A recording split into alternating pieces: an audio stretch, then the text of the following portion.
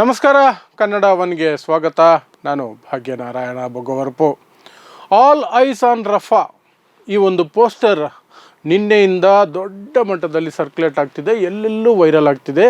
ಕೇವಲ ಭಾರತದಲ್ಲ, ಇಡೀ ವಿಶ್ವದಲ್ಲಿ ಆ ಪೋಸ್ಟರನ್ನು ಲಕ್ಷಾಂತರ ಕೋಟ್ಯಾಂತರ ಜನ ಶೇರ್ ಮಾಡ್ತಿದ್ದಾರೆ, ಸ್ಟೇಟಸ್ ಹಾಕ್ಕೊಂಡಿದ್ದಾರೆ, ಅದರ ಬಗ್ಗೆ ಮಾತಾಡ್ತಿದ್ದಾರೆ. ಸೊ ಹಾಗಾದರೆ ಏನಿದು ರಫಾ ಅಂತ ನೋಡೋದಾದರೆ, ಇದು ಪ್ಯಾಲೆಸ್ತೀನಿನ ಗಡಿ ಭಾಗದಲ್ಲಿರುವಂತಹ ಒಂದು ಪ್ರದೇಶ.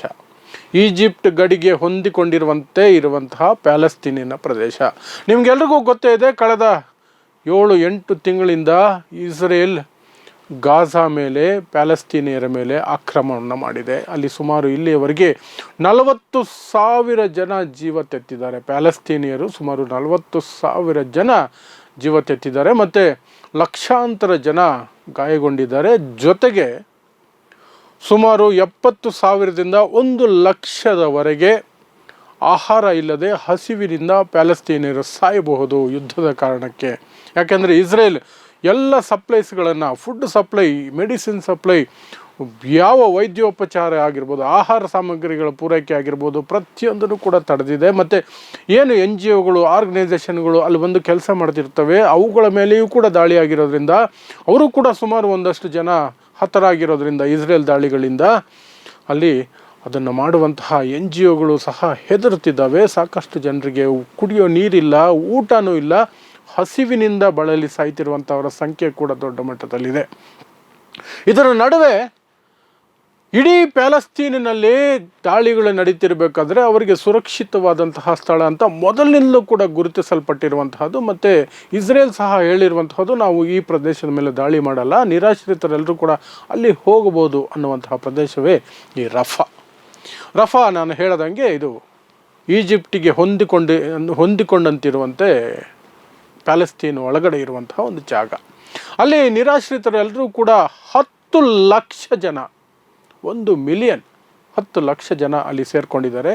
ಪಾಪ ಉತ್ತರ ಪ್ಯಾಲೆಸ್ತೀನ್, ದಕ್ಷಿಣ ಪ್ಯಾಲೆಸ್ತೀನ್ ಎಲ್ಲ ಕಡೆ ಏನು ಮನೆ ಮಠ ಕಳ್ಕೊಂಡಿದ್ದಾರೆ, ತಮ್ಮವರನ್ನು ಕಳ್ಕೊಂಡಿದ್ದಾರೆ, ಎಲ್ಲವನ್ನು ಕಳ್ಕೊಂಡಿದ್ದಾರೆ. ಅವರೆಲ್ಲರೂ ಕೂಡ ಇಲ್ಲಿ ಬಂದಿದ್ದಾರೆ. ಇಲ್ಲಿ ಲಕ್ಷಾಂತರ ಟೆಂಟುಗಳನ್ನು ಹಾಕ್ಕೊಂಡು ಅಲ್ಲಿ ವಾಸ ಇದ್ದಾರೆ. ಅಲ್ಲಿ NGOಗಳು, ವಿಶ್ವ ಸಂಸ್ಥೆಗಳು ಎಲ್ಲವೂ ಕೂಡ ಅವರಿಗೆ ರೇಷನ್ ಕೊಡುವಂತಹ, ನೀರು ಪೂರೈಕೆ ಮಾಡುವಂತಹ, ಸಣ್ಣ ಸಣ್ಣ ವೈದ್ಯೋಪಚಾರಗಳನ್ನು ಮಾಡುವಂತಹ ವ್ಯವಸ್ಥೆಯನ್ನು ಮಾಡಿಕೊಂಡಿದೆ.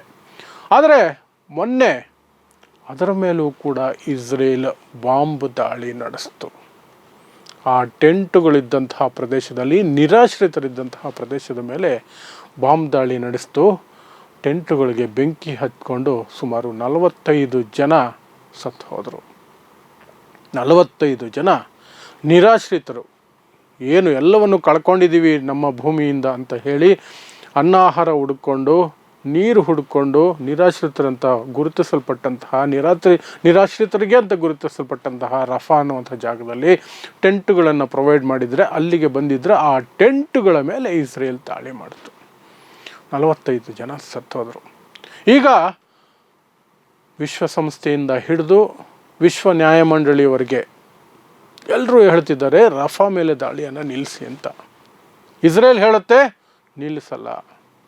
ಇಲ್ಲಿ ನಾವು ಒಬ್ಬ ಉಗ್ರವಾದಿಯನ್ನು ಕೊಲ್ಲೋದಕ್ಕೆ ಬಾಂಬ್ ಹಾಕಿದ್ವಿ, ಆದರೆ ಅದು ಹೇಗೆ ಅಷ್ಟು ಟೆಂಟುಗಳಿಗೆ ಬೆಂಕಿ ಹಬ್ಕೊಳ್ತೋ ಅದು ನಮಗೆ ಅನುಮಾನಾಸ್ಪದವಾಗಿದೆ, ಅದರ ಬಗ್ಗೆ ತನಿಖೆ ನಡೆಸ್ತಿದ್ದೀವಿ, ನಮ್ಮಿಂದ ತಪ್ಪಾಗಿರಬಹುದು, ಆದರೆ ನಾವು ದಾಳಿಯನ್ನು ನಿಲ್ಲಿಸೋದಿಲ್ಲ. ಹಮಾಸನ್ನು ಸಂಪೂರ್ಣವಾಗಿ ನಾಶ ಮಾಡೋವರೆಗೂ ನಾವು ದಾಳಿ ನಿಲ್ಲಿಸಲ್ಲ. ಇಸ್ರೇಲ್ ಹೇಳ್ತಿರುವಂತಹ ಈ ಮಾತಿನ ಅರ್ಥ ಏನಂದರೆ, ಸಂಪೂರ್ಣವಾಗಿ ಪ್ಯಾಲೆಸ್ತೀನನ್ನು ನಾಶ ಮಾಡೋವರೆಗೂ ನಾವು ದಾಳಿಯನ್ನು ನಿಲ್ಲಿಸೋದಿಲ್ಲ ಅನ್ನುವಂಥದ್ದು ಇಸ್ರೇಲ್ನ ಅಪ್ರಕಟಿತ ಅಂತ ಹೇಳಿಕೆ ಅಂತಲೇ ಹೇಳಬೇಕು. ಯಾಕಂದರೆ ಅವರು ಹೇಳ್ತಾ ಇರುವಂತಹ ರೀತಿ ಆ ರೀತಿ ಇದೆ. ಒಂದು ಕಡೆ ಭೂ ಕಾರ್ಯಾಚರಣೆ, ಇನ್ನೊಂದು ಕಡೆ ವಾಯುದಾಳಿ, ಕ್ಷಿಪಣಿ ದಾಳಿ, ಎಲ್ಲವೂ ಕೂಡ ನಿರಂತರವಾಗಿ ಒಂದು ದಿನ ಕೂಡ ಬಿಡುವು ಕೊಡದೆ ನಡೆಸ್ಕೊಂಡು ಬರ್ತಾನೆ ಇದ್ದಾರೆ. ಸಾವಿರಾರು ಸಂಖ್ಯೆಯಲ್ಲಿ ಜನರನ್ನು ಕೊಲ್ತಾನೆ ಇದ್ದಾರೆ. ಆದರೆ ಕೊಂದಾಗೆಲ್ಲ ಕ್ಷಮೆ ಕೇಳ್ತಾರೆ, ಬೈ ಮಿಸ್ ಆಗಿ ಬಂತು ಅಂತ ಹೇಳ್ತಾರೆ, ಅಥವಾ ಇದು ಹಮಾಸಿನ ಷಡ್ಯಂತ್ರವೇ, ಇಷ್ಟು ಜನರನ್ನು ನಾವು ಕೊಲ್ಲೋದಕ್ಕೆ ಸಾಧ್ಯನೇ ಇಲ್ಲ ಅಂತ ಹೇಳ್ತಾರೆ, ಹಮಾಸ್ ತಲೆಗೆ ಕಟ್ಟುವಂತಹ ಪ್ರಯತ್ನ ಮಾಡ್ತಾರೆ, ಅಥವಾ ನಮ್ಮ ರಕ್ಷಣೆಗೆ ನಾವು ಪ್ರತಿದಾಳಿ ನಡೆಸ್ತಾ ಇದ್ದೀವಿ, ಇದಕ್ಕೆ ಹೊಣೆ ಹಮಾಸೇನೆ, ಅವರೇನೆ ಮೊದಲು ನಮ್ಮ ಮೇಲೆ ದಾಳಿ ಮಾಡಿದ್ದು, ಅದಕ್ಕೆ ಪ್ರತಿಕ್ರಿಯೆ ಮಾತ್ರ ನಾವು ಕೊಡ್ತಾ ಇರುವಂತಹದ್ದು, ಇದನ್ನು ಪರ್ಮನೆಂಟಾಗಿ ಮುಗಿಸುವವರೆಗೂ ಕೂಡ ನಾವು ವಿರಮಿಸೋದಿಲ್ಲ, ಯುದ್ಧವನ್ನು ಮುಂದಕ್ಕೆ ತಗೊಂಡು ಹೋಗ್ತೀವಿ, ದಾಳಿಯನ್ನು ಮುಂದಕ್ಕೆ ತಗೊಂಡು ಹೋಗ್ತೀವಿ ಅಂತ ಇಸ್ರೇಲ್ ಹೇಳ್ತಾನೆ ಇದೆ. ಸೊ ಆ ಹಿನ್ನೆಲೆಯಲ್ಲಿ ಐಸ್ ಆನ್ ರಫಾ ಮೇಲೆ ನಮ್ಮ ಕಣ್ಣುಗಳು ಅಂತ ಇಡೀ ಜಗತ್ತಿನಾದ್ಯಂತ ಇಸ್ರೇಲ್ನ ಕ್ರೂರ ಕೃತ್ಯವನ್ನು ಖಂಡಿಸಿ ನಾವೆಲ್ಲರೂ ಕೂಡ ಗಮನಿಸ್ತಾ ಇದ್ದೀವಿ, ನೋಡ್ತಾ ಇದ್ದೀವಿ.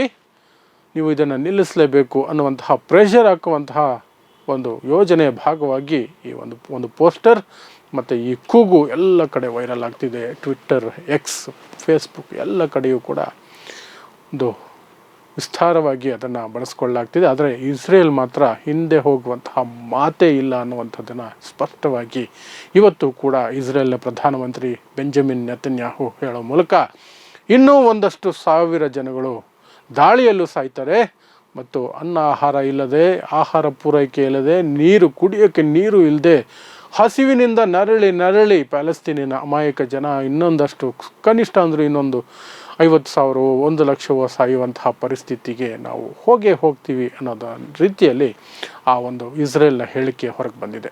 ಸೊ ಐಸ್ ಆನ್ ರಫಾ ಇದು ವರ್ಕೌಟ್ ಆಗುವಂತೆ ನನಗಂತೂ ಕಾಣಿಸ್ತಾ ಇಲ್ಲ. ಮಾನವೀಯತೆ ಸ್ಥಾಪನೆ ಆಗುತ್ತೆ, ಮಾನವೀಯತೆ ದೃಷ್ಟಿಯಿಂದಾದರೂ ಕೂಡ ಈ ಒಂದು ದಾಳಿ ಅಂತ್ಯ ಕಾಣುತ್ತೆ ಅನ್ನುವಂತಹ ಎಲ್ಲ ನಿರೀಕ್ಷೆಗಳು ಕೂಡ ಸುಳ್ಳಾಗ್ತಾ ಹೋಗ್ತಿದ್ದಾವೆ. ಅದರ ನಡುವೆ ಕೂಡ ಇಡೀ ಜಗತ್ತು ಪ್ರೆಷರ್ ಹಾಕಿದ್ರೆ ಎಲ್ಲೋ ಇಸ್ರೇಲ್ ತಣ್ಣಗಾಗಬಹುದು, ಅದರ ಕ್ರೌರ್ಯ ನಿಲ್ಲಬಹುದು ಅನ್ನುವಂತಹ ಒಂದು ಆಶಾಭಾವನೆಯಲ್ಲಿ ಎಲ್ಲರೂ ಕೂಡ ಇದನ್ನು ವೈರಲ್ ಮಾಡ್ತಿದ್ದಾರೆ.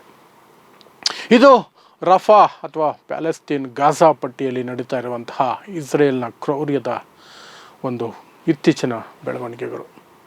ನೋಡ್ತಾ ಇರಿ ಸಮಾಜಕ್ಕಾಗಿ ಕನ್ನಡ 1 ನ್ಯೂಸ್. ನಮಸ್ಕಾರ.